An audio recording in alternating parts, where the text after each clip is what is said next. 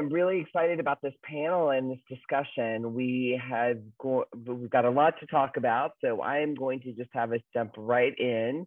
The topic is the collaboration of AgeTech in an evolving world. And we've got three panelists here today. So Rick Robinson, who is a VP of AARP at the Innovation Labs and General Manager of the AgeTech Collaborative. Aurelie Cornett, Business Development Advisor, also with AARP. And Lois Drapin with the Drapin Group is here as well. So I am excited to have you all here and to have this discussion.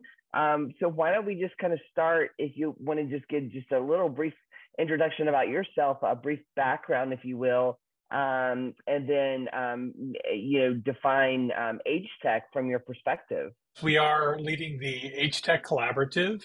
I have a background in product and content from America Online to Politico to National Geographic, and I've kind of brought those experiences together to AARP to help build the AgeTech Collaborative, which we'll talk about a little bit today. But it's essentially kind of pulling together everybody in the AgeTech space, or those who aren't quite aware of the space yet, but understand that this is a huge opportunity and want to know more about it, pull them all together into a new platform, which is, of course, what we're calling the AgeTech Collaborative from AARP. So I'm really happy to be here. I'll pass it on to Aurelie. Thanks, Rick. Thanks, Lisa. Thanks, everyone. We're super happy to be here today. I'm Aurelie Cornett. So for my background, I have 15 plus years of marketing and sales experience for a diverse set of organizations, but mostly focused on technology and innovation. I joined AARP Innovation Labs about a year ago, but prior to that, I worked for the Consumer Electronics Show, CES. So I was already working and engaged with a lot of companies, from startups all the way to large corporations, and creating ecosystems on diverse, industry segments. So it was just a great fit to then focus all my efforts on AgeTech and the AgeTech Collaborative. So I essentially focus on bringing new partnerships, identifying trends, and then bringing a larger community of businesses who are interested in having an impact on AgeTech solutions. Hey, I'm Lois Drapin of the Drapin Group in New York City. That's a long A for Drapin. And I'm a wellness and market innovator, a little bit of a tech pioneer myself. I help CEOs and I'm an advisor to CEOs right now. And I've worked as an executive for years. I've helped to found 3 innovation teams and worked with them, 2 in pharma, 1 in mobile applications. I work in digital health. And the extensive broadening view of health, which also includes emotional health and social health. I've worked with new solutions and sensors, virtual avatars, mobile health applications, drones. Currently, I'm working with a company called Clutch, which is, measuring social isolation and loneliness in communities. I also work with a virtual senior center, which will be rebranded in about a week. I'm going to let them announce that. And I work for 6 or 7 seasons now, curating and helping the Unlonely Film Festival. And also I am on the Healthy Aging Coalition, Tivity Health. I also work with I think this is very important, to new companies. I work with a digital executive search company, Upwell Search Partners, and they specialize in sales and marketing and business development, product development for digital health companies. So that's where I am right now. I'm looking forward to this conversation today. Thanks. Hi, guys. Thank you so much, Lois. Awesome. Well, let's just jump in and talk a little bit about the AgeTech Collaborative. So, what's going on at AARP, and I think Aurelie, I think you were going to kind of kickstart us and give a little bit of background there. Yes, happy to. So the AgeTech Collaborative is really an initiative that is looking to accelerate technology, identify innovation and innovators and really foster collaboration for an entire ecosystem to bring innovative solutions and modern solutions to making aging easier for everyone. So we're looking for solutions that are going to have an impact on society and helping them live longer, healthier, and happy lifespans, essentially. So I guess a couple of things that we focus on. We have an accelerator program that helps us identify, and source the best and brightest startups in that space. And we do so through pitch competitions and challenges. And we're looking for early stage startups that already have some sort of products available to the market and have proven some sort of traction. If you are a startup in the ideation phase or with a prototype, might be a little too soon to benefit fully from what the program has to offer. But that's a primary way of discovering and sourcing innovative solutions. And if you're a startup with any solution that's solving a problem in the AgeTech space, whether that is financial resiliency, healthcare, caregiving, any other areas in the longevity market, this is something that we're interested in talking about with you. The startups apply to pitch events to get an opportunity to be selected to join the accelerator program. They don't have to win, but essentially once they are selected, they have an opportunity to join an 8-week high-touch program. We really provide during those 8 weeks individualized mentoring. We help those startups refine their solutions so they get access to market research data. They also get paired with thought leaders and experts within AARP that know a lot about the longevity space and the 50+ demographic. And they also get assigned a team member that's managing the entire engagement. We're making sure that the startups are achieving their goals at the end of those 8 weeks. And we run 4 cohorts per year of about 8 to 15 startups each time. And startups can apply to multiple pitch events. And I think Jerry was talking about the upcoming HITLAB and AgeTech collaborative pitch event, the theme on connecting health and wellness at home. So, if this is one of the opportunities for startups to showcase their solutions and to join our program, the rest of the ecosystem after that, investors, test beds, larger corporations are, waiting for those startups to join the rest of the community on the AgeTech Collaborative, which is a B2B platform. Think of it as a one-stop for everything AgeTech, where you really have a directory of companies that you can connect with and engage, and a lot of resources on the 50+, on longevity, and a lot of networking opportunities with events, workshops. We also show up at other events like Health and CES, where we bring some of our companies to showcase the latest and most modern solutions in AgeTech.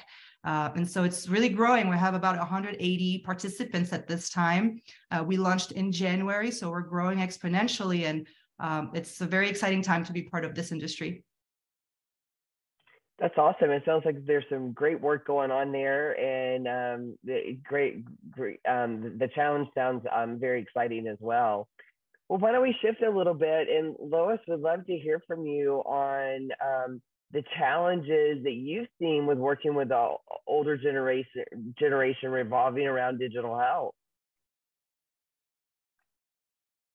And you're on mute, it looks like. I got that from Rick. And that's all generations. All generations. I mean, look, first of all, my definition of AgeTech is, I love Karen Etkin's, the gerontechnologist definition of AgeTech, which is, it's a digital tech that's built around the needs and wants of older adults by including them in the design process. And I think that's a really important thing to say right out here. And so, hindrances and positives, the positives here is that, we want them to have personal relationships, community engagement, societal engagement. The hindrance, it really could be anything from the not being on the right side of the digital divide, right? So the digital divide is a big thing for older people. I'm working with older adults, so 75 and up, 85 years old. One of my clients has an average age of 85. So we really have to think about the digital divide and where they sit on that, because people who are not on our side of the digital divide are more anxious, they're more frustrated, they can be depressed, they're more lonely, and this impacts their health, their social health, their commitment to their communities, and it doesn't help build self-sustaining communities, which is what we're all looking for, whether they're online or in person. So I think some of the challenges will be, getting them to that point on technology, which in our case, so I like to tell my clients that you have to use a help and a hug, right? Those are the two things. And so that involves a hybrid of human touch and also technology. And in essence, the technology, it's not about the tech, it's not about the sexiness of the tech, it's about what it can do for them. And so that's really about sharing, care and encouragement, augmenting the support that they may have through tough times, participating in community agendas, learning knowledge and developing new skills, entertainment, distractions, mental stimulation for those who are on the path. And there will be a lot of us toward, Alzheimer's and dementia, which really we have to look at right now. So, I mean, this helps with personal relationships, community engagement, societal engagement. And I think that's really, really, really important to them. The hinge also can be mobile, right? So their hands are arthritic. They're having a hard time touching things, feeling things. It could be vision, it could be hearing. All of those things you have to take into account when you're dealing with older adults, and also colors when you're putting things in together, and whether you can see the fonts or not. So there are a lot of challenges here, and there's a lot of hugging and helping that people have to do to get them to where they are. But once they're there, they're really committed, and I think that's really important to know. So yeah, thank you so much. That's awesome. Well, Rick, I'd love to hear from you as well on, what opportunities do you see for this market? I think the opportunities are really vast. We talk a lot about a couple of numbers. 8.3 trillion is a number that AARP has assessed. Essentially, that's the entire economic activity of the 50 plus in the US. Worldwide, it's now over 45 trillion. So there is a lot of money out there, and there's a lot of folks who are looking for modern solutions and products that they're not finding. So part of our work is to find and encourage entrepreneurs, but also investors to understand that this is a giant market with a huge demand that's not being met. So once people sort of grok that, we found entrepreneurs as well as VCs take a little bit longer to come along, sort of grasp that, okay, this not only is a huge opportunity now, it's only getting bigger because of the shifts in the market. We're going to find, in short order here, I think less than 7 years, there's going to be more people over 65 than under 18.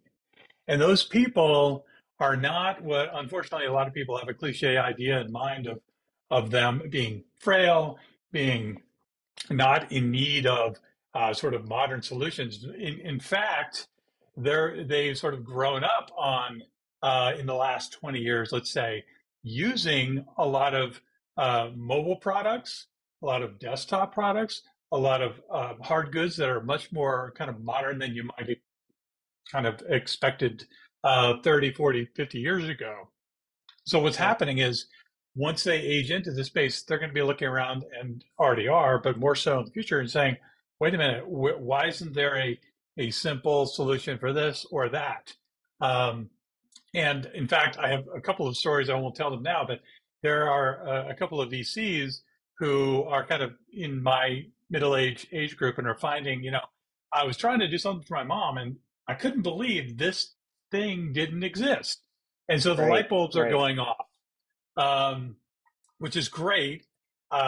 It's a little slower than we'd like, but it's good for them to have the sort of firsthand experience. So the point is, you've got a big market now. It's only getting bigger. This audience has high demands, and actually they're pretty prescriptive in what they want. That's so awesome. I look forward to really seeing this challenge more and seeing all of this come together. As we just wrap up with this one question, we ran out of time so quickly. Aurelie, do you want to just kind of say how people can reach out or inquire about the AgeTech Collaborative as we close the session here? No, yeah, absolutely. I've seen some questions also in the chat, so feel free to reach out to us, and we'll be more than happy to answer those questions and have a deeper conversation. But anyone interested in learning more about the opportunities within the market, just like Rick explained, or if you're looking to learn more about joining the AgeTech Collaborative and our community, our growing community, you can visit us online. The website is agetechcollaborative.org. There's an Apply Today button. Fill out the form and someone from our staff will be more than happy to connect with you.